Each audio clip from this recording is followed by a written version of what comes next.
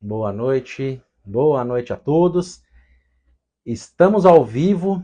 Esse é o quarto episódio do podcast Sala de Espera. Hoje eu vou conversar com meu grande amigo, o Dr. Daniel, que vai trazer o tema de endometriose e infertilidade. Então nós vamos conversar um pouquinho a respeito da correlação entre essas duas áreas da ginecologia, para a gente poder conversar um pouquinho e trazer os anseios das pacientes, a gente conseguir tirar dúvidas, trazer aquelas perguntas que são as perguntas mais frequentes que nós recebemos tanto no consultório, como também no dia a dia, aqui pelas redes sociais e em todo o resto, tá? Eu já aproveito para deixar livre para vocês aqui, para que tirem dúvidas, se tiverem perguntas durante a live, podem mandar, a gente responde para vocês, se não no mesmo tempo, no finalzinho da live a gente vai tirando todas essas dúvidas que forem surgindo, para a gente transformar esse bate-papo aqui numa coisa mais dinâmica, num tema mais legal, de a gente conseguir trazer e deixar vocês com as informações claras, as atualizações que a gente tem disponível para que vocês fiquem bem informadas, tá bom? Vamos aguardar só um pouquinho, o doutor Daniel já vai entrar na live também e a gente vai começar a debater esse tema.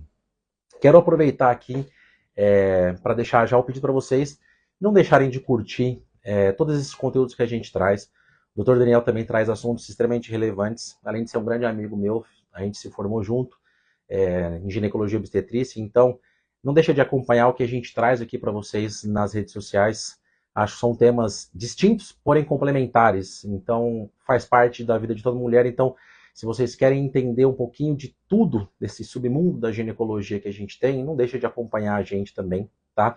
Nas nossas plataformas digitais vocês conseguem encontrar maneira de como ter acesso aos nossos consultórios, a um atendimento que a gente consegue oferecer personalizado. Então, não deixe de acompanhar para poder aproveitarem de tudo isso que a gente traz para vocês. Vou dar uma boa noite a todos. Já tem bastante gente aqui já acompanhando a live. Eu vou reforçar para vocês.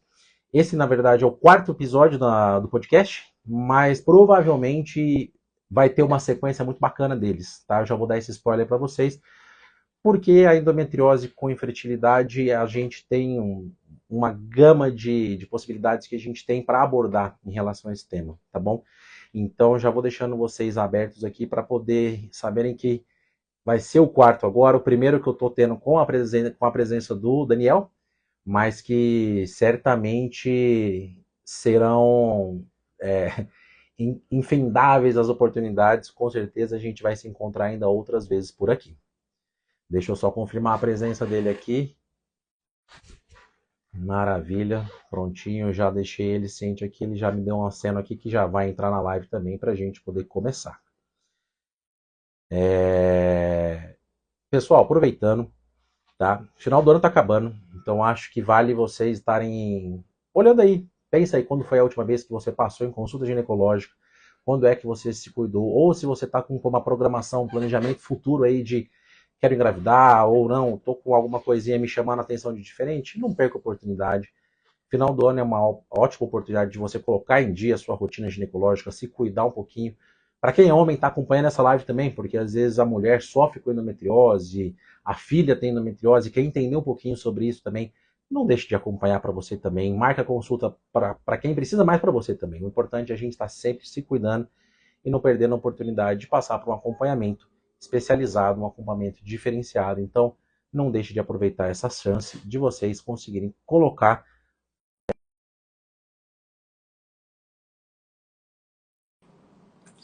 O Dr. Daniel está entrando na live também. Deixa eu só aguardar um pouquinho, ele já vai começar a participação aqui com a gente. Opa, boa noite, boa noite. Boa noite, boa noite. E aí, meu grande amigo, como estamos? Tudo bem? Tudo bem, Adolfo. Cara, que prazer enorme estar aqui com você, a todos, boa noite a todos. E te reencontrar, nem que seja por uma live, né, Adolfão? Cara, são 10 quilômetros de distância, mas que com 2 filhos, com cada um na rotina, parece que vira aí uns 500 quilômetros. Uma honra estar com você, meu querido.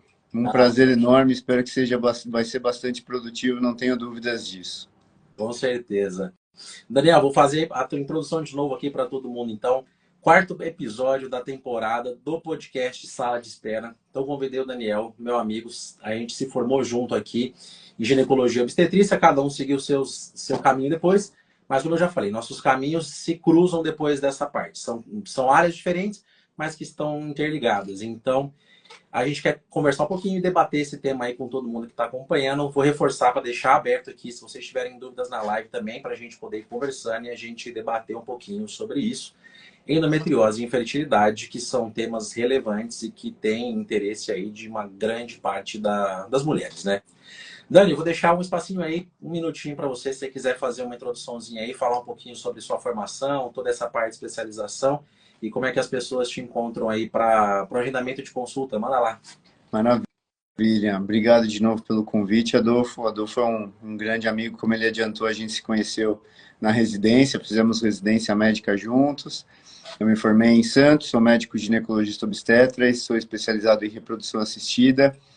Só que diferente do Adolfo, que está lá mais em São Paulo, eu estou aqui mais para o ABC, né? Meu consultório fica aqui em Santo André, no ABC Paulista, na Clínica Vitave, aqui na Catequese, na Vila Guiomar. Então, no que eu puder ajudar sempre será uma honra. Já atendi pacientes do Dr. Adolfo, a doutora Adolfo também já tem alguns pacientes meus também. A gente se ajuda, a gente estuda bastante juntos, mesmo à distância, discutimos todos os casos, e é bem bacana que a gente levou essa amizade para dentro da nossa profissão e com muito carinho a gente discute cada caso com muita atenção para que a gente possa cuidar da melhor forma dos nossos pacientes. E estou aqui, aberto, agradecer de novo, Adolfo, pelo convite e no que eu puder ajudar na parte de reprodução assistida, que realmente é o que mais eu faço no meu dia a dia, e a endometriose está muito presente na minha prática clínica. Estou aqui para ajudar sempre.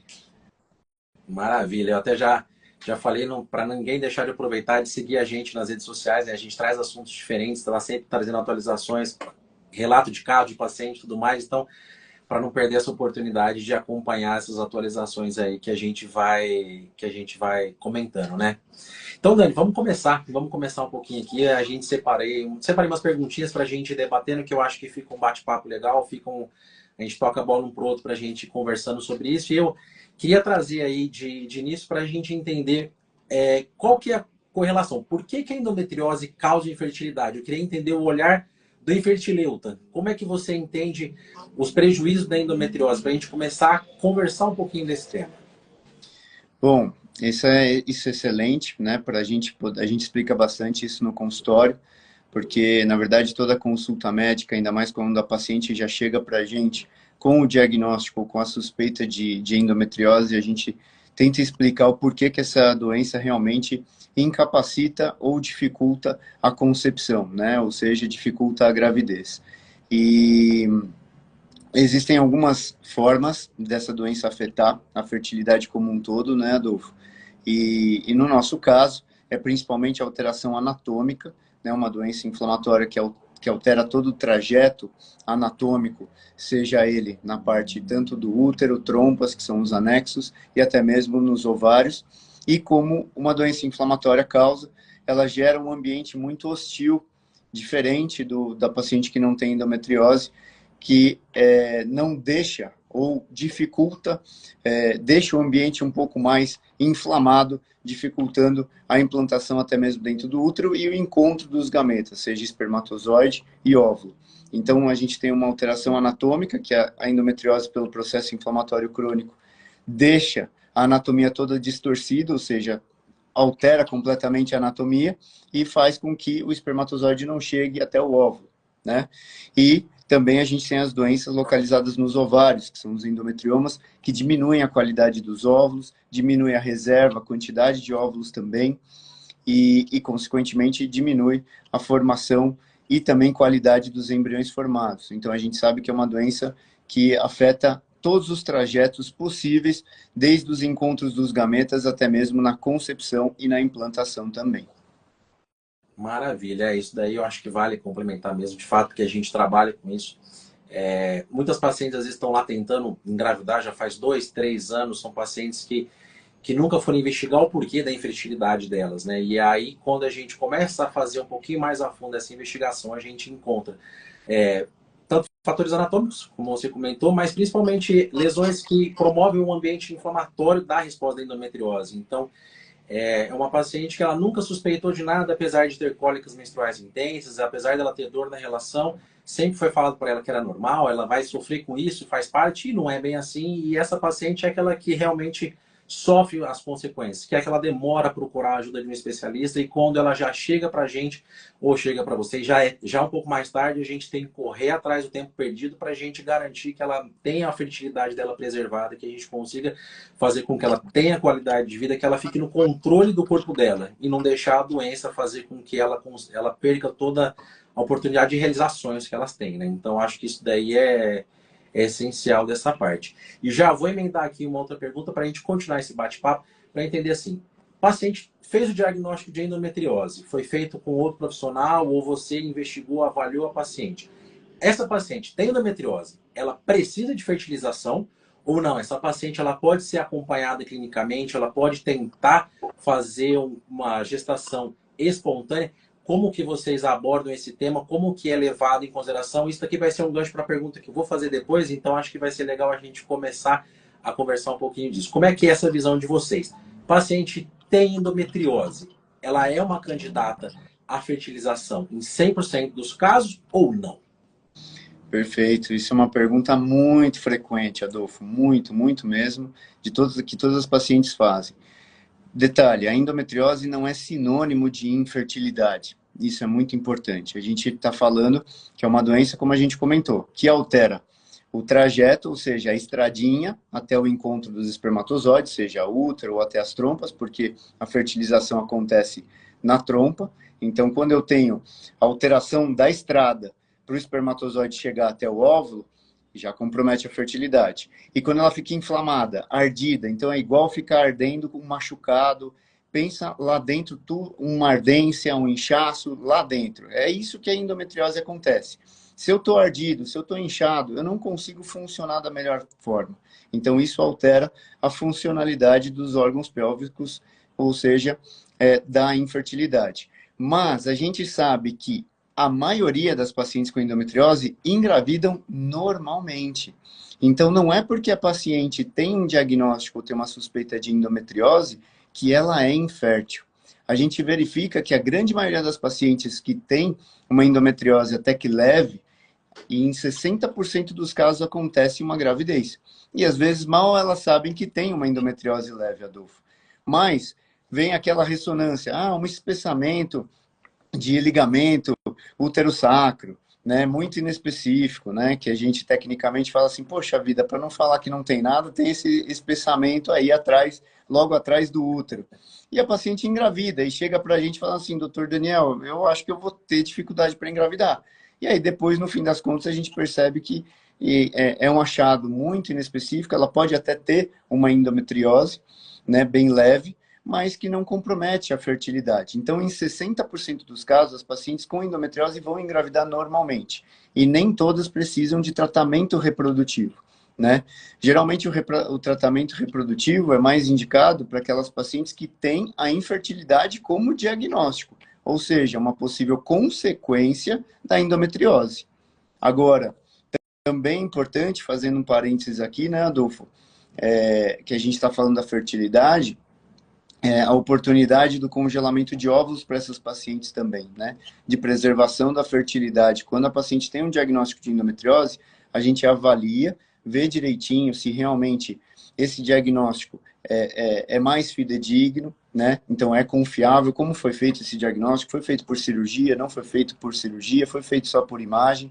E a gente entendendo como é essa endometriose daquela paciente, a gente tranquiliza essa paciente, né? Mas a gente precisa estudar essa reserva ovariana dela, estudar melhor a função reprodutiva dela, para que lá na frente, depois, a gente não tenha consequências negativas também sobre a fertilidade, que a gente possa proteger essa fertilidade dessa paciente. Então, o planejamento reprodutivo é fundamental para essas pacientes também.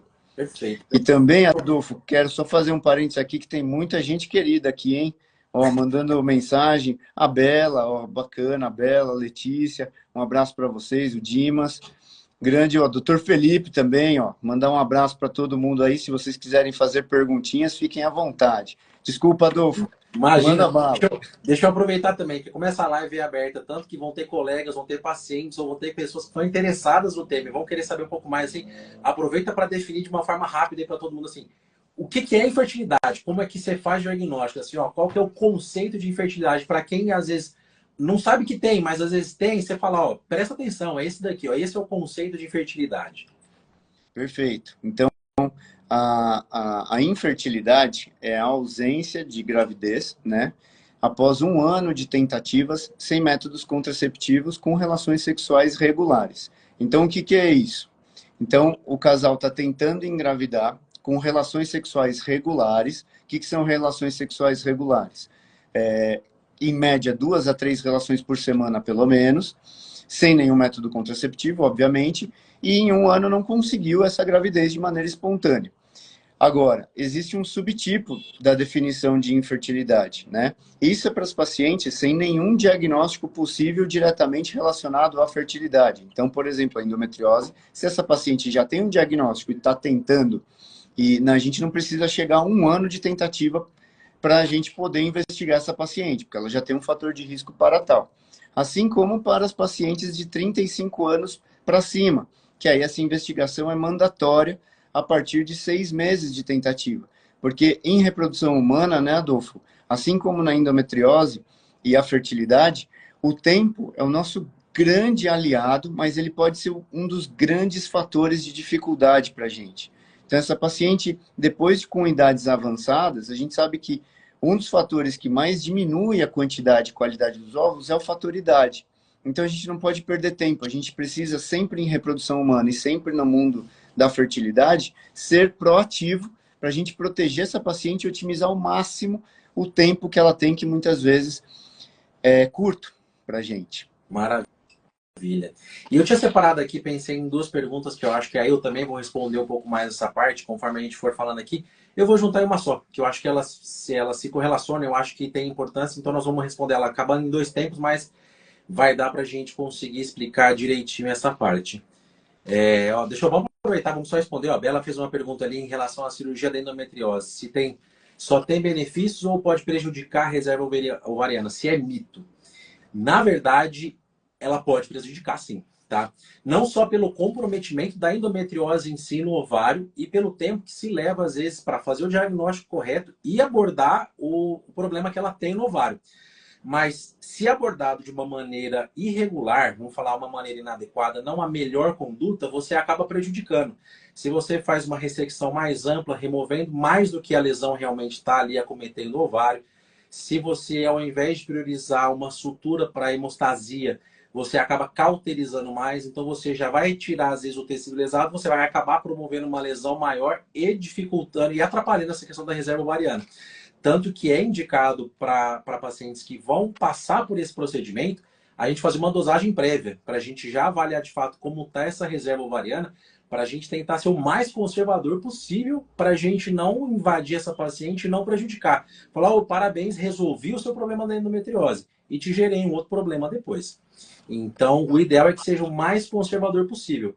E em algumas lesões, se forem lesões pequenas, a depender da idade da paciente, depender do quadro, mas às vezes você não precisa nem abordar diretamente. Essa paciente ela pode ser pensada numa cirurgia no momento posterior, com você não prejudicando mais. Uma lesão pequena, se você não tem uma lesão de fácil acesso de visualização, você vai comprometer muito mais o tecido ovariano em busca dessa lesão do que o benefício de fato de você remover. Então tem que ser tudo isso pesado e vai ser sempre conversado com o consultório para a paciente entender qual alteração que ela tem, qual o propósito da cirurgia, ela entender de fato. Ó, tem benefício, mas entenda que você pode ter alguns prejuízos e que tem que ser feito tudo da melhor maneira possível, com uma cautela grande para a gente preservar essa reserva ovariana.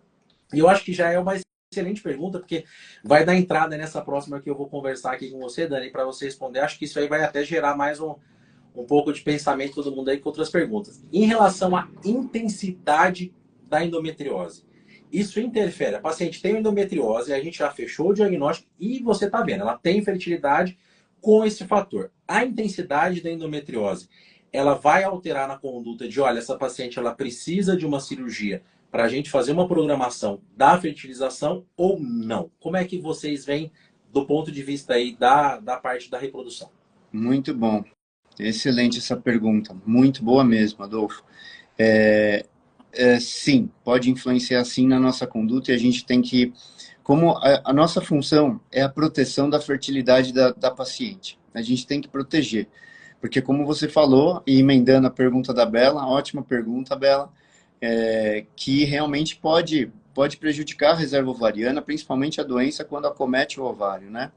Então, para a gente indicar uma cirurgia com uma paciente com um diagnóstico de infertilidade, Adolfo, ela já está tentando há um tempo. Então, a gente, lembrando, é 1 ano, 6 meses. Tem paciente que muitas vezes está 2 anos, 3 anos. Então, o tempo fala por si só. Lembra que o tempo é um valor diagnóstico muito importante para a gente, que nos traduz uma gravidade já importante. Então, se essa paciente tem uma endometriose já diagnosticada e tem um tempo de infertilidade muito grande, é um caso difícil já. É um caso mais grave que a gente precisa proteger de novo e a gente precisa tratar essa paciente. E aí, a gente, para indicar o grau de extensão, então a endometriose tem as classificações que você sabe melhor ainda do que eu classificar essa doença, né? Então, existem aqueles quadros muito mais graves e, dependendo do acometimento, a gente indica sim a cirurgia. Mas, muitas das vezes, com medo dessa paciente voltar da cirurgia com vocês, com menos um ovário ou menos parte de ovário, porque às vezes a doença não é só porque está no ovário que a paciente vai perder reserva também. A doença às vezes faz com que a gente chama, gente, de aderências pélvicas. Aderência é uma cola. Lembra que está inflamado. Inflamado gera líquido inflamatório. O líquido inflamatório gruda tudo, gruda a trompa no ovário, gruda ovário no intestino, gruda tudo no útero. E aí, para o cirurgião, que é o doutor Adolfo, às vezes ele não consegue, por melhor que ele seja, e olha que o doutor Adolfo é top, um exímio cirurgião, às vezes eles não conseguem dissecar perfeitamente do que é normal e do que é endometriose. E às vezes acaba tirando pedacinho normal, mesmo não tendo doença no ovário. E aí, o que a gente pensa? Essa paciente é um fator para vir pior para mim do que ela chegou. Então, o que eu tenho que fazer? Do mesmo jeito que eu falei do congelamento de óvulos, né, para o planejamento reprodutivo, às vezes um congelamento de embrião, né, ou um congelamento de óvulos ou um congelamento de embrião antes dela ir para a cirurgia. E aí a gente acaba fazendo a fertilização in vitro nesses casos, sim, tá? E dificilmente para a infertilidade a gente tem benefício para o tratamento clínico, né, Adolfo? A gente percebe que a cirurgia ajuda muito a gente, né? Então, em muitos casos, a cirurgia beneficia a paciente e aumenta a chance de gravidez, na grande maioria dos casos, mas a cirurgia para nós não é somente para melhorar, otimizar a taxa de gestação ou a taxa de gravidez em casa, mas principalmente melhorar as chances de ter uma gravidez pós-tratamento de fertilização in vitro e a qualidade de vida dela também. Porque é uma paciente que muitas das vezes tem não só infertilidade, mas tem comprometimento de qualidade de vida social, uma qualidade de vida profissional comprometida, então ela trabalha com dor, ela vive com dor, ela tem comprometimento sexual, o parceiro muitas vezes tem que ser muito parceiro mesmo, porque essa paciente tem dor na hora de ter relação. Então a cirurgia nesses casos não tem o que pensar. Então mesmo que ela tenha infertilidade, ela tem que ir para a cirurgia. Com certeza vai beneficiar não somente a parte de reprodutiva, mas principalmente a qualidade de vida dela. Então, mas às vezes a gente tem que fazer uma FIV, congelar embrião, deixar esse embriãozinho congelado aqui e congelar óvulo para a gente proteger essa fertilidade, para depois ela não voltar com uma reserva menor ou pior do ponto de vista reprodutivo de como ela voltou, né? Perfeito. Em relação à endometriose, para complementar mesmo como você falou, não precisa desses elogios todos. A gente sabe que a gente busca, mas a gente está em busca sempre de ficar cada dia melhor, né? Em busca de uma qualificação cada vez melhor. Obrigado aí pelos elogios. Hoje a gente sabe, a gente tem classificação da endometriose que a gente divide em 4 graus, grau 1, 2, 3 e 4, onde o grau 3 e 4 de fato são as endometrioses mais avançadas, em geral aquelas classificadas não só como profundas, porque às vezes eles classificam como profunda pela posição de acometimento da endometriose, mas sim, de fato, o grau de acometimento que ela faz nas outras estruturas. Então, ela não está acometendo estruturas de ligamentos, de sustentação ou o próprio útero. Ela já começa a comprometer estruturas adjacentes. Como o Dr. Daniel falou, a trompa, ovário, já começa a comprometer intestino e bexiga. Então, essa endometriose, de fato, que ela é do grau 3, grau 4, que ela já é mais avançada, de fato, essa paciente ela tem indicação de cirurgia. Se essa paciente for indicada, não vou operar e vou te encaminhar direto para uma fertilização, a taxa de sucesso vai ser baixa, não vai conseguir resolver, fora a questão clínica dela. Não vai resolver também os sintomas que ela tem. Agora, a gente tem que ser muito honesto com a paciente. Uma endometriose mais superficial, endometriose classificada como grau 1 e grau 2, a paciente pode engravidar. Mas muitas vezes essa paciente ela tem medo de, e se eu não operar, ela não vai aumentar e daqui a pouco eu não fiz nada, tentei engravidar, não consegui, a endometriose ficou mais avançada. Então, é de fato uma conversa no consultório, para vocês ser claros bastante para a paciente entender quais as repercussões, quais as vantagens e desvantagens da cirurgia, essa questão da reserva ovariana que pode ter interferência no procedimento. Então, tem que ser uma conversa muito franca com a paciente. Eu vou ser honesto, já tive pacientes que elas já tiveram 2 quadros de abortos previamente, uma endometriose com apenas espessamento de ligamento uterosacro. Eu operei essa paciente, ela não tinha lesão clássica da endometriose, aquelas nodulações, ela tinha um espessamento superficial que eu removi a lesão, tirei o peritônio ao redor, a paciente engravidou 2 vezes e espontaneamente, ela não precisou ir para a fertilização. Então, essa paciente, se às vezes eu não tivesse operado, ela poderia experimentar de novo, um novo episódio de aborto, ou às vezes uma gravidez ectópica, ou outras complicações. Então, o que é importante não é só o achado de exame, que ele é um papel, ele reflete o que a paciente às vezes está sofrendo, mas a gente tem que levar em consideração quem está na nossa frente ali, né? O paciente já mostrando todas as angústias que ela está passando, todas as inseguranças que ela tem. Então, de fato, o tratamento ele não é para um exame, não é para uma alteração.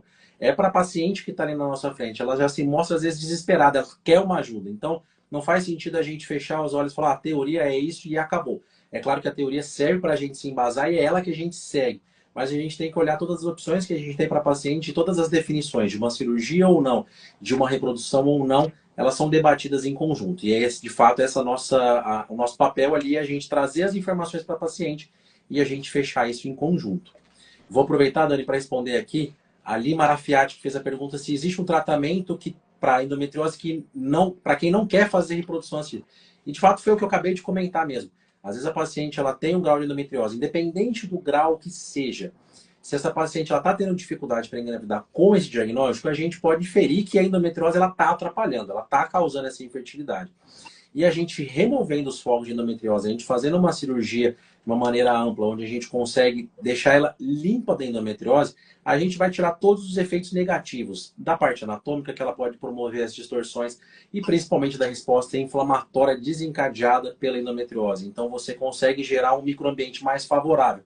Aumenta a qualidade dos ovos, melhora a questão do transporte deles para a questão da trompa e para dentro da cavidade, e favorece o encontro do óvulo com o espermatozoide. Então, você vai favorecer o processo de fecundação. Então, não é necessário obrigatório. A paciente tem endometriose, ela vai operar para fazer uma fertilização. Ela pode simplesmente operar e conseguir engravidar espontaneamente. A fertilização ela vai ser trabalhada em conjunto para aquela paciente que às vezes tentou depois de um tempo espontaneamente, não conseguiu, mas ela já resolveu o problema da endometriose dela.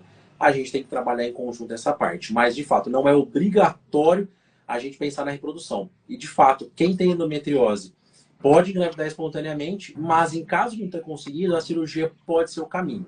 Os outros tratamentos, como o Daniel comentou aqui, analgésico e parte hormonal, ele visa ao controle da endometriose, não deixar a doença evoluir, aliviar os sintomas. Mas quando a gente pensa em endometriose e infertilidade, esses dois tratamentos, essas duas bases de tratamentos, eles não vão ter sentido, eles não vão conseguir trazer benefício para a paciente. E aí, de fato, precisa ou não da cirurgia. Cada caso vai ser avaliado individualmente. E aí sim tem muito mais inter-relação entre a reprodução e a endometriose com essa questão mesmo. Você quer complementar mais alguma coisa aí, Dani, em relação a essa parte da cirurgia? Não, perfeito, é isso mesmo. E agradecer a Lima Arafiati pela pergunta, porque é muito importante, porque a paciente com endometriose, a gente tem que colocar no braço. Eu sempre brinco com as minhas pacientes, eu tenho que colocar aqui no braço, porque você não pode ficar longe da gente, de médico. né? E mesmo não tendo infertilidade ou que não quer fazer nenhum tratamento reprodutivo, a gente precisa tratar, a gente precisa seguir, ela precisa estar bem junta da gente, né? Fazer mudança de estilo de vida, justamente toda a qualidade de vida, qualidade sexual que a gente também comentou, que é importante também.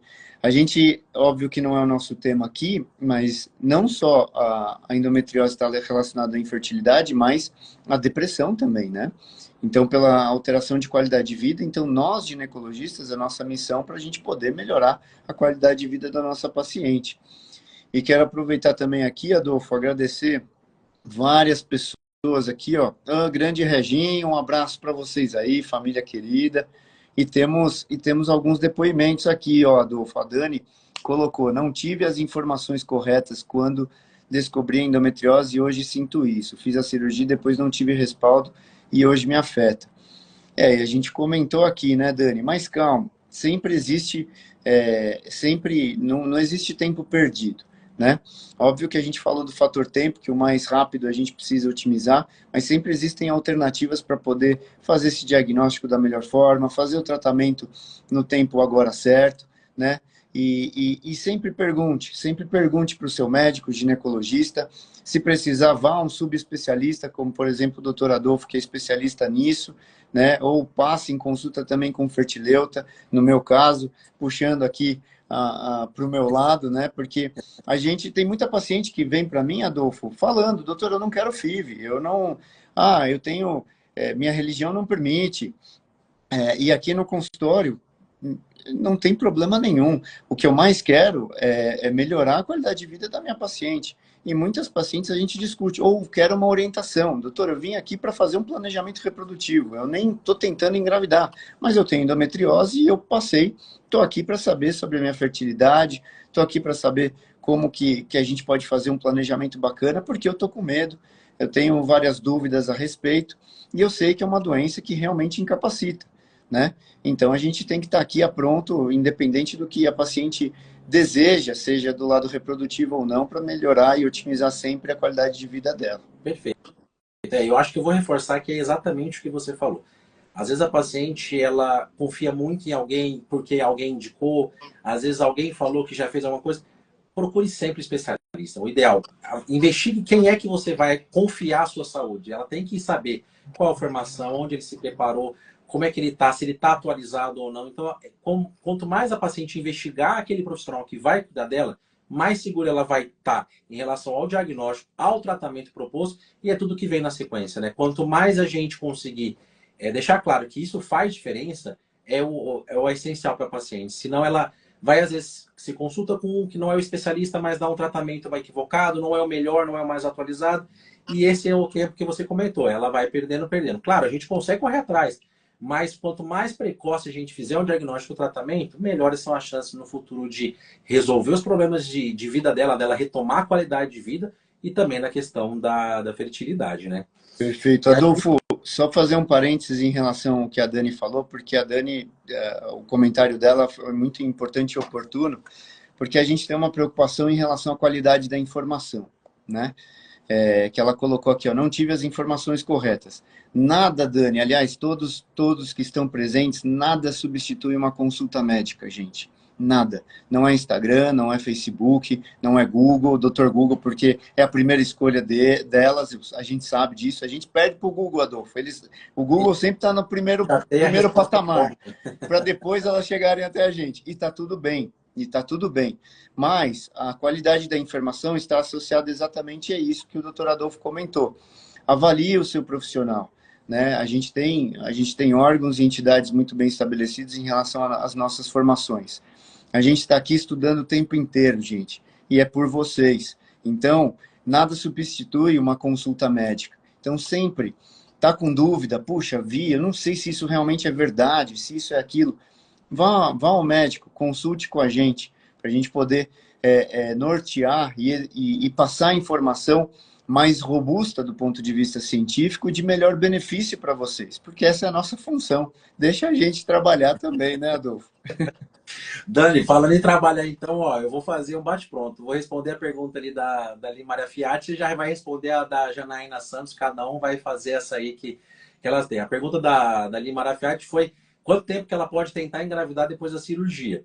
De fato, vai depender do porte da cirurgia. Se for uma endometriose que não tem comprometimento de órgãos adjacentes, em geral, eu oriento as pacientes a guardarem o primeiro ciclo menstrual para elas já tentarem engravidar. Então, em geral, vai ser de 30 a 45 dias, ela provavelmente vai apresentar uma menstruação, o organismo dela já está se restabelecendo, a parte hormonal dela já começou a funcionar normalmente do pós-operatório, essa paciente já pode engravidar. Esquece aquela ideia anterior de que eu fiz uma cirurgia, você precisa esperar 3, 6 meses. Às vezes a paciente pensava, tem que entrar com tratamento hormonal.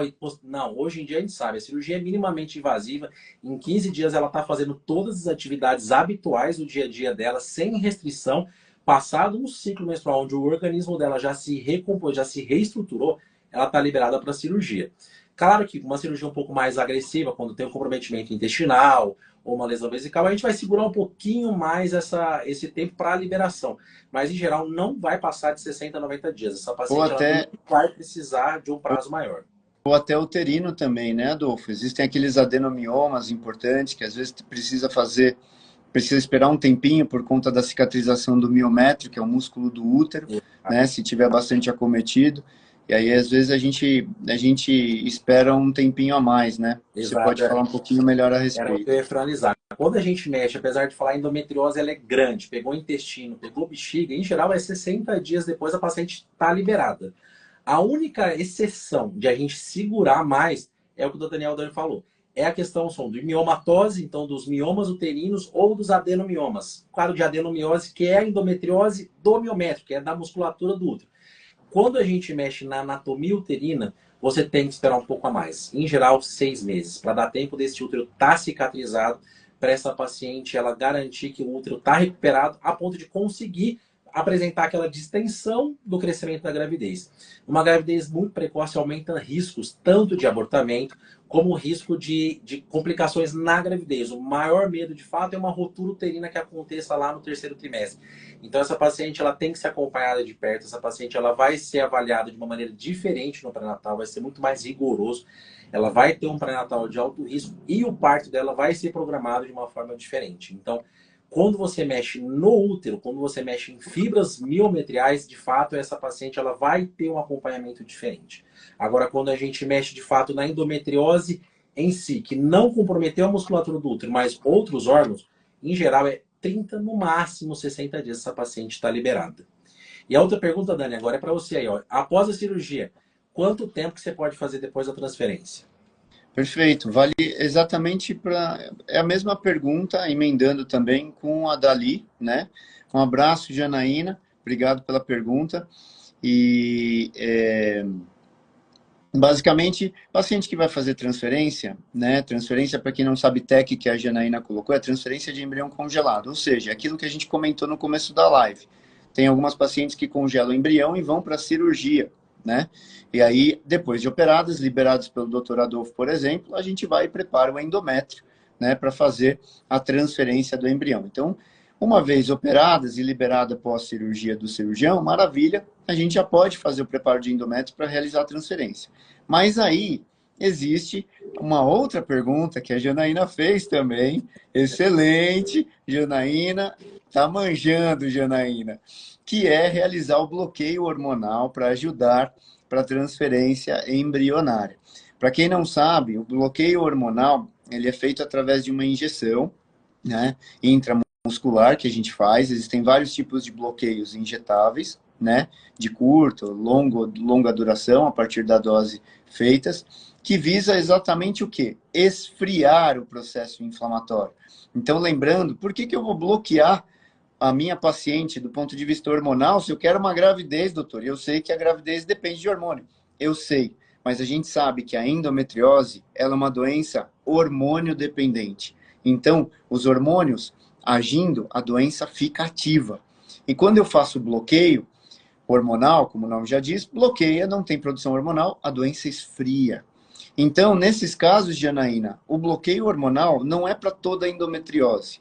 Lembrando que, novamente, aquilo que a gente comentou desde o começo, a gente precisa individualizar sempre o caso. Mas, para algumas pacientes que têm endometrioses mais inflamatórias, sistêmicas e principalmente, o que o doutor Adolfo comentou, a adenomiose, que é a endometriose que infiltra o músculo do útero, essa sim inflama muito. Inclusive é um grande desafio para a gente, a adenomiose, para nós fertileutas, porque muitas das vezes a adenomiose compromete muito o útero e inflama demais esse útero. E às vezes a gente tem que fazer 2, ou às vezes 3 bloqueios, ou seja, esperar 3 meses para aí sim fazer a transferência de embrião, preparar o útero, na verdade, para receber o embrião e, consequentemente, fazer a transferência. Então, o bloqueio não é para todas, tá? Em todas as pacientes. A gente sempre tem que individualizar e, principalmente, está associado com a adenomiose. E sim, o bloqueio está associado com melhores taxas de gravidez para as pacientes com adenomiose grave, quando não submetidas ao bloqueio hormonal. Então, a gente precisa sempre individualizar cada caso, sim. Perfeito. Eu vou aproveitar para responder aqui a Gleiciele também, que falou em relação. Ela tem uma endometriose profunda, ela engravidou, então gerou um bebezinho, mas com 7 semanas evoluiu com um abortamento. Se poderia ser da endometriose?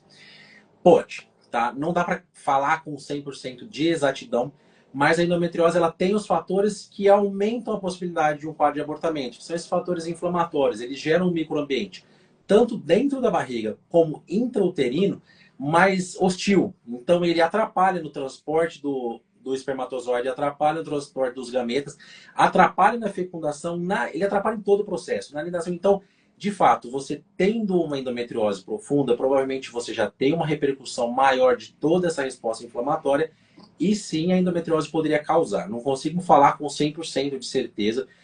Às vezes seria válido uma investigação, uma análise anatomopatológica, até mesmo uma análise citogenética. Você tem exames complementares que poderiam investigar, de fato, às vezes, qual a causa do abortamento. Mas também a gente não pode ignorar e achar que tudo é culpa da endometriose, porque, de fato, uma grande parte das mulheres elas vão passar por um episódio de abortamento na vida. Muitas nem vão saber que tiveram um abortamento. Sangrou um pouco depois do período, achou que só teve um pequeno atraso e aquilo foi um aborto. E ela não fez o diagnóstico. Então a gente tem que lembrar que, em média, mais ou menos, 80, às vezes 90% das mulheres vão passar por um episódio de aborto na vida. Muitas não vão diagnosticar. Então, nem sempre a gente pode culpar a endometriose, ou às vezes você se sentir culpada. Né? Eu tenho endometriose, eu não fiz nada antes e acabei tendo um aborto. Às vezes não. Não foi a culpa da endometriose, e sim era uma coisa que poderia de fato acontecer. Então, tem que ser uma avaliação, um acompanhamento, tem que ser investigado isso. Informações adicionais conseguiriam trazer à tona o que de fato poderia ter acontecido. A endometriose pode, mas é difícil a gente culpar ela unicamente, ainda mais a gente olhando no retrovisor, né? Fica mais fácil a gente comentar hoje, agora, quando já tudo passou. Mas é válido, sim, de fato, um acompanhamento, para você entender se, de fato, o que se passou pode ter uma correlação, até pensando numa gravidez futura. Aproveitando o comentário da Gleice, porque realmente isso é uma das perguntas muito importantes que as pacientes fazem para a gente no consultório, viu, Adolfo? E, Gleice, você que é da área da saúde, nutricionista, obrigado aí pela presença e obrigado pela pergunta. Muito bacana, porque tem um estudo muito legal da Fertility Sterility, que foi publicado em 2020, que eu uso, inclusive, aqui no consultório para a gente poder fazer planejamento reprodutivo para as pacientes que visa o quê? Ele publicou quais das pacientes que fazem congelamento de óvulos, qual que é a chance de sobrevivência desses óvulos com a paciente com endometriose e sem endometriose, né? Então, a paciente ela não tem infertilidade. Mas por que eu estou falando isso? Porque nesse estudo existiu uma menor quantidade de óvulos congelados, uma menor taxa de formação depois de formação de embriões, uma menor taxa de gravidez cumulativa e uma taxa de ongoing pregnancy, que é taxa de gravidez clínica diagnosticada pelo ultrassom, e taxa de nascido vivo menor para esses óvulos que foram congelados com pacientes com endometriose. Então é o que o Dr. Adolfo falou. Não é porque ela tem endometriose que ela vai abortar mais, mas a gente percebe que a qualidade dos óvulos é menor, como esse estudo comentou, e, consequentemente, a qualidade do óvulo repercute na formação do embrião. E, consequentemente, embriões de menor qualidade abortam mais. Então a gente não tem esse dado concreto que realmente, tenho endometriose, então vou abortar mais. Não necessariamente. Diferente da adenomiose. A adenomiose, sim, que a gente estava comentando, essa sim, aumenta em 2 a 3 vezes a chance de abortamento espontâneo, sim. Por quê? O músculo do útero comprometido e inflamado compromete o que a gente chama de interface do cobertorzinho, do colchãozinho que vocês descamam todo mês, que é o endométrio. O músculo do útero sustenta o colchãozinho, que é o endométrio que vocês descamam todo mês. Esse colchãozinho recebe o embrião. Quando eu tenho o músculo inflamado aqui, pensa numa cama, eu tenho colchão. E essa estrutura da cama está toda meio bagunçada, meio quebradiça, esse colchão não vai se sustentar. A chance de cair quando você deitar nesse colchão é muito grande. A mesma coisa na adenomiose. Se eu tenho um músculo, que é a estrutura da minha cama, comprometida, o meu colchão, ou ele não vai crescer, ou ele fica doente também. Então, a chance de você perder bebê, que é quando o embrião se implanta nesse colchão, porque o embrião precisa se acomodar nesse colchãozinho para ele crescer, ele não consegue fazer a atividade que ele precisa necessariamente. Então, ele aborta mais. Então, a adenomiose é um fator de risco, sim, para um aborto, para maior chance de abortamento também. Perfeito. Dani, vou dar sequência ali. Ó, a Camila perguntou, a Camila Ribeiro, se após uma gravidez via FIV, é possível engravidar normalmente, novamente? Sim, tá? Inclusive, assim, tem alguns trabalhos que mostram isso, e eu também vou falar por experiência. A gente sabe que a experiência do cirurgião, de fato, é a última linha que a gente tem, mas quando é no nosso consultório, a gente, além de ficar feliz, a gente conta com isso. Quando ela engravida via uma fertilização, é como se o organismo ela tivesse uma resposta favorável à gravidez. Ele se torna mais receptivo para o desenvolvimento de uma gestação. E, de fato, a gente vê isso acontecendo. A paciente sofre anos, não consegue, precisa da fertilização. Ela faz uma fertilização, anos depois ali, ela tenta engravidar espontaneamente e consegue. Então, de fato, a gente tem alguns trabalhos também que estão em andamento mostrando, de fato, essa resposta que o organismo tem, que é como se uma gravidez limpasse o ambiente interno tanto do útero como da cavidade abdominal, ele deixasse o campo de futebol preparado para que conseguisse ter um jogo lindo depois. Então, uma gravidez via fertilização, ele deixa o ambiente preparado para uma possível gravidez espontânea depois. Isso a gente tem visto recentemente. Você quer comentar, Dani? Tem alguma coisa a mais dessa parte?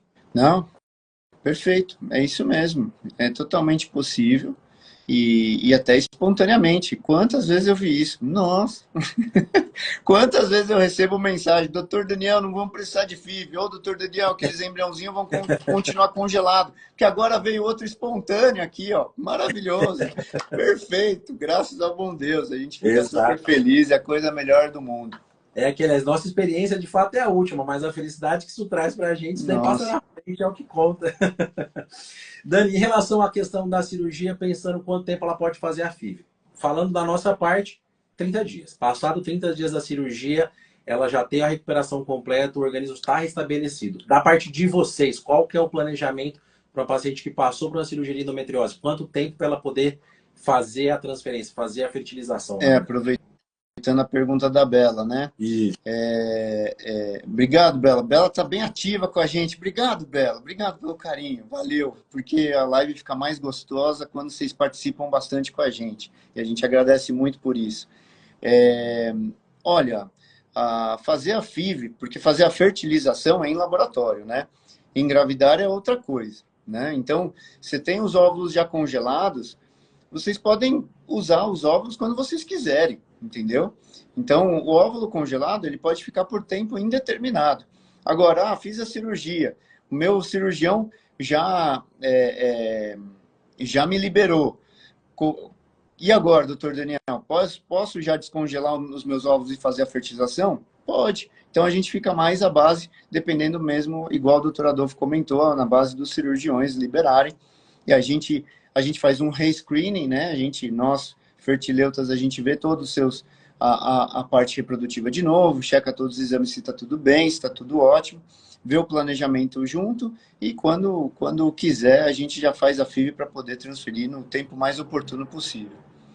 Ó, que bacana, obrigado pelo carinho, Dani, que live necessária, a gente agradece. A gente está aqui porque é uma das nossas missões, né, doutor Adolfo? E a gente levar informação de qualidade para vocês. E a gente fica contente com o feedback. Obrigado por todo o carinho. Eu já vou falar, não é só hoje, a gente vai ter outra live. Eu já estou te convidando ao vivo aqui, porque nós precisamos continuar, porque a gente tem muita coisa aí para conversar. E eu vou aproveitar, vou responder rapidinho ali duas perguntas. Que a Gleiciele acho que comentou em relação à questão de não ter sintomatologia, e não é obrigatório mesmo. A endometriose pode causar sintomas, tá? Mas nem sempre ela causa. Então, de fato, o que chama a atenção, aí eu vou puxar a sardinha um pouquinho para o meu lado, mas é o que é importante do acompanhamento com alguém especialista. Porque se você não tem sintomas, mas já teve um achado de endometriose e não faz o acompanhamento correto, o tratamento necessário correto, essa endometriose ela vai progredir. A endometriose é uma doença crônica. Se você não tratar e acompanhar ela regularmente, hoje ela tem um acometimento um pouco menor. Amanhã ela vai estar maior, depois de amanhã ainda maior. Então, mesmo que você não tenha uma sintomatologia importante, você já tem um achado, você tem a doença. E esse é o problema de quem não sente sintomas, porque às vezes até fazer o diagnóstico demora. Quando chega no diagnóstico, às vezes já é muito tarde para tanto restabelecer a qualidade de vida dessa paciente, como para todos os outros objetivos de vida que ela tem. Mas eu vou, se quiserem fazer perguntas, a gente até pode complementar e conversar um pouquinho a mais. Acho que o nosso tempo já vai estar quase acabando. Eu quero entrar na última pergunta, que foi o que a Lia Marafiati comentou ali, que eu acho que é essencial para a gente poder amarrar tudo isso que a gente conversou em relação à endometriose e infertilidade, que é Dani. Ela falou que descobriu muito tarde endometriose, já com 35 anos. Vamos voltar um pouquinho, aproveitar esse comentário para a gente falar em relação a todo o restante. O que a idade e o diagnóstico da endometriose tem correlação com a questão da reprodução? Muda a questão de um planejamento de fertilidade, muda a questão do acompanhamento que vai ser feito para essa paciente. Como é que vocês abordam essa paciente? Abaixo de 35 anos, a gente sabe que a gente tem uma qualidade de óvulos maior, uma taxa de fecundidade maior. Muda a conduta que vai ter quando a gente já tem o diagnóstico de endometriose, essa paciente está tentando engravidar um tempo. Qual que é a questão de agilidade que vocês têm perante essa paciente? Que eu acho que já vai conseguir responder essa pergunta e até tirar dúvidas de mais pacientes também. Exato. Como a gente comentou na live, né, Li? A gente se preocupa muito com o fator tempo, né? Para nós, o fator tempo é mais importante do que qualquer outro diagnóstico na reprodução humana, né? Para nós, fertileutas, a gente tem que ser muito proativo e não perder tempo. E a gente discute isso muito em consulta. Mas está tudo bem, porém, descobri muito tarde e já estou com 35 anos. Nunca é tarde, sempre tem uma alternativa para a gente poder trabalhar. Isso é muito importante e baseado naquilo que você mais almeja. Mas, se você, por exemplo, a minha não está afetando órgãos, como você comentou, dependendo da gravidade, você tem que ser uma paciente que a gente tem que colocar aqui no braço. É aquilo que a gente comentou desde o começo. Paciente com endometriose não pode ficar sem ir no médico. Não pode. A gente tem que discutir sobre planejamento reprodutivo o tempo inteiro. E a idade mais oportuna para a gente, para fazer um congelamento de óvulos, realmente é o ideal, tá, gente? O ideal, tá? É entre 30 e 35 anos. Agora, como uma paciente com um diagnóstico de endometriose, ainda mais com uma cirurgia prévia já feita, a gente tem que alertar muito mais. Às vezes tem paciente com menos de 30 que a gente tem que avaliar essa reserva ovariana e às vezes fazer um congelamento de óvulos antes e proteger essa fertilidade. Agora, você está com mais de 35 anos, está tudo bem, mas é mandatório, a gente não pode perder mais tanto tempo assim, né? Para a gente poder ver como está a sua reserva e se você está solteira, não tem previsibilidade de gestação, não deseja ser mãe exatamente nesse momento, faça o congelamento de óvulos. A gente tem 2 fatores de risco já beirando o seu caso, que é o fator tempo, a idade, né? E a endometriose. São 2 fatores muito importantes. Então, a gente tem que proteger a sua fertilidade. E, a gente costuma dizer que até custo-benefício, né? Entre fazer congelamento de óvulos, uma idade bacana entre 35 e 38.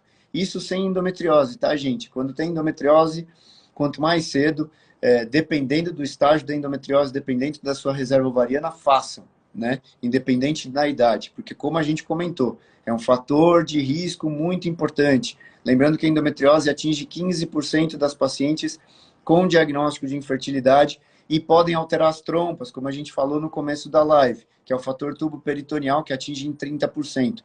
Então, de 15% a 30% das pacientes de cada 10 mulheres com dificuldade para engravidar, 3 vão ter endometriose. Então, é uma das principais causas de infertilidade no planeta. Então isso é muito, muito, muito importante. A gente tem que proteger essas mulheres. E tem que falar sobre congelamento de óvulos, tem que falar sobre avaliação de reserva ovariana, precisa falar sobre maternidade, sobre planejamento reprodutivo. É muito importante, gente. E aí nos faz ficar mais tranquilos, porque a gente fala a informação da melhor forma, para a gente deixar a paciente mais tranquila e saber que isso existe, saber que essa possibilidade existe, para a gente poder proteger da melhor forma essa paciente. Perfeito. Aproveitando, Li, que você comentou também, eu vou reforçar o que eu já falei.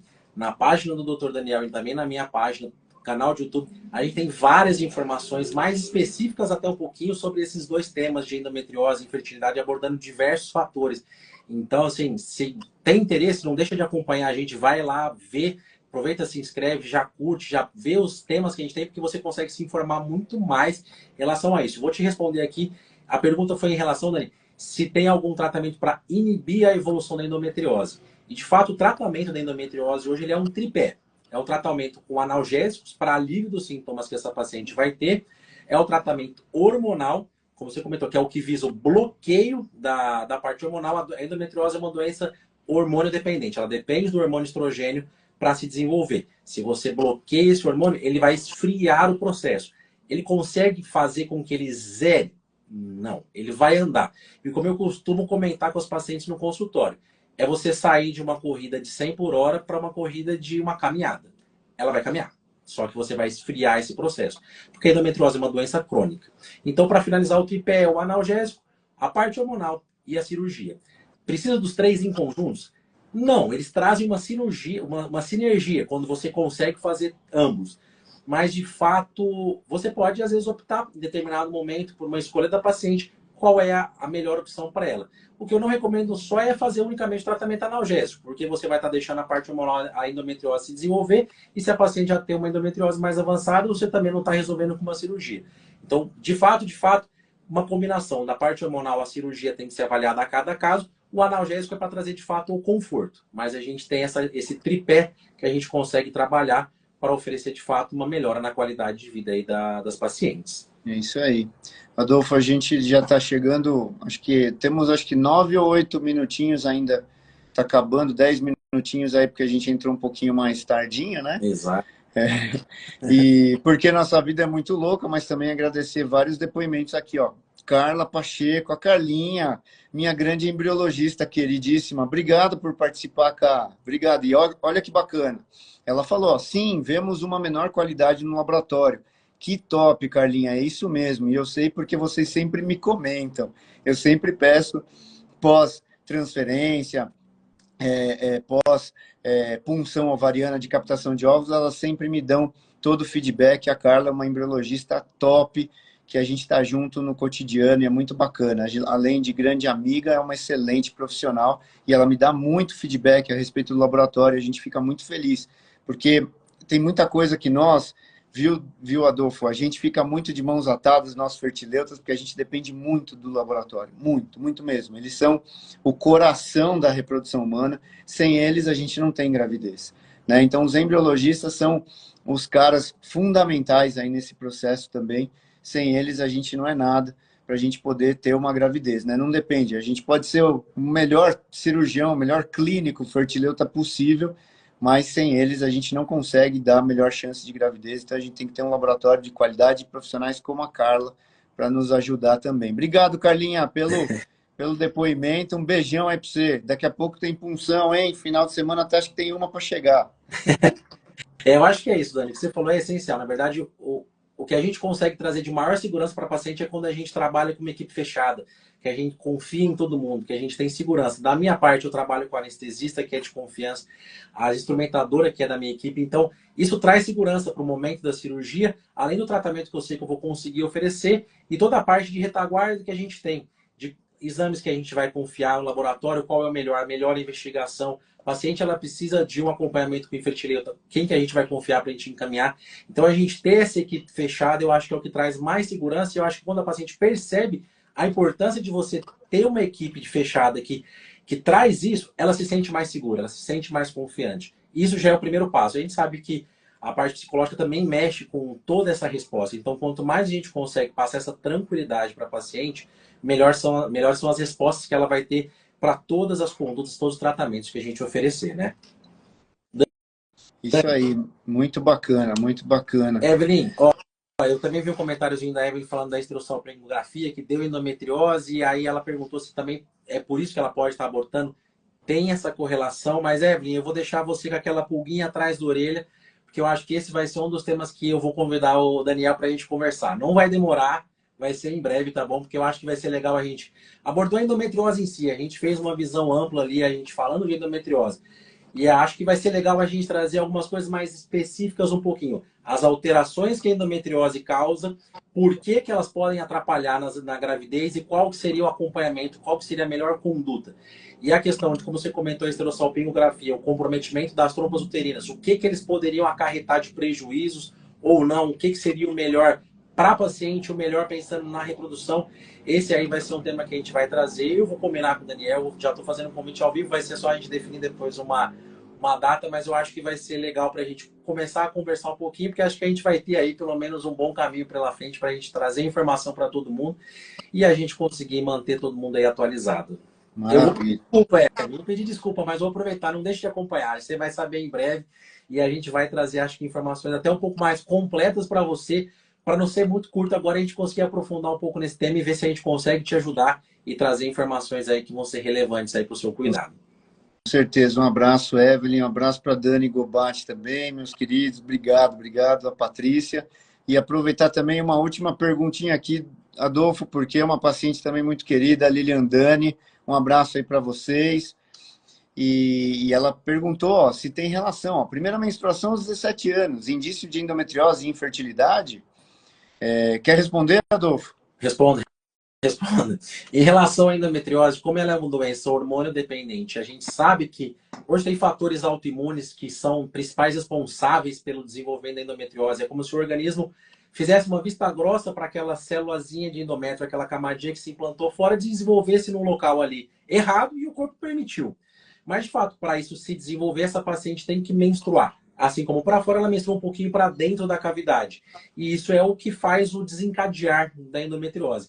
Então, quanto mais cedo ela está exposta a esse acontecimento, maior a chance dela desenvolver endometriose. Então, é uma menstruação muito precoce e a paciente que nunca fez um bloqueio hormonal pensando em um método contraceptivo contínuo, uma paciente que está sempre exposta aos ciclos menstruais e aquela paciente que não engravidou, aquela paciente que posterga a gravidez, que hoje em dia cada vez é mais comum. Hoje em dia, a maternidade ela tem sido postergada em busca de objetivos financeiros, pessoais, profissionais. Então, a paciente ela acaba ficando mais tempo exposta ao estrogênio. Isso favorece com que essa paciente possa ter um quadro de endometriose. Muito bom, perfeito. Puxa, que legal, Adolfo. Nossa, como foi bacana o pessoal aqui interagindo com a gente. Foi muito melhor do que eu imaginava. Obrigado pela interação, gente. Obrigado por todo o carinho, por estarem aqui às 9 da noite e ninguém está assistindo novela, ninguém está assistindo live do Dr. Daniel e do Dr. Adolfo. Quem diria, hein, Adolfo? Quem diria? Quem sabe é um novo projeto que a gente está começando aí, depois a gente não vai poder parar, hein? Mas muito legal, muito bacana. Agradecer a cada um de vocês aí, agradecer ao Adolfo primeiramente e pela oportunidade. Eu acho que essas lives, fazia tempo que eu não fazia live, viu, Adolfo? E você resgatou isso. Tudo bem que meu tempo está cada vez mais diminuído aí para conseguir encaixar a live, sempre é muito bacana, porque a gente tem essa missão mesmo, de divulgar as informações da maneira mais saudáveis e fidedignas, de acordo com a ciência, de acordo com respeito, dignidade, e o melhor para as nossas pacientes, que elas merecem muito, muito, e a gente lutar não somente no consultório por todos eles, todos os casais, todas as pacientes, mas também lutar de maneira informativa, né, para que a informação chegue da melhor forma possível a elas e de melhor qualidade possível para elas também. e que vocês compartilhem essas informações, viu, gente? Porque é muito, muito, muito, muito importante. A informação adequada chegando nas pessoas, porque vocês têm amigas, vocês têm primas, vocês têm irmãs, vocês têm mães, vocês têm muita gente que às vezes tem diagnóstico de endometriose e que eventualmente podiam, num pedacinho da nossa live, abrir assim os olhos e falar assim, puxa vida, eu não sabia disso. E existe tratamento para mim, existe essa alternativa para mim, e ela se identificar, sendo que aqui a gente discutiu tudo que a gente mais estuda todo santo dia e tudo que a gente mais trabalha e dá o melhor por vocês. Então é mais nesse sentido aí, para que a gente possa melhorar ainda mais nossa medicina e nossas pacientes terem mais qualidade de vida e menos comprometimento da fertilidade delas. Exato. Eu acho que foi a primeira de muitas. O convite já está aberto, a gente vai definir mais isso daí. Não deixem de se cuidar, sempre procurar um atendimento especializado, sempre procurar alguém para cuidar da sua saúde. Eu queria agradecer aí, a gente chegou em um determinado momento para essa primeira live com mais de 30 pessoas ao vivo e um monte de participação junta que contribuiu para uma dinâmica ainda mais legal. Acho que mudou um pouquinho do que a gente previa, mas eu acho que assim foi muito mais legal e eu acho que vai ser ainda mais daqui para frente. Então, muito gostoso. Eu queria agradecer a todo mundo aí que participou, que contribuiu para essa live. Esse foi o 4º episódio do podcast Sala de Espera, que nós falamos sobre endometriose e infertilidade. A gente se vê muito em breve. Um beijo a todo mundo. Até mais. Dani, um abraço, Adolfão. Abraço a todos. Boa noite. Obrigado, Adolfo, pelo convite. Estaremos no próximo. Até mais. Um abraço a todos. Obrigado pela audiência. Valeu, gente. Um beijo. Até mais.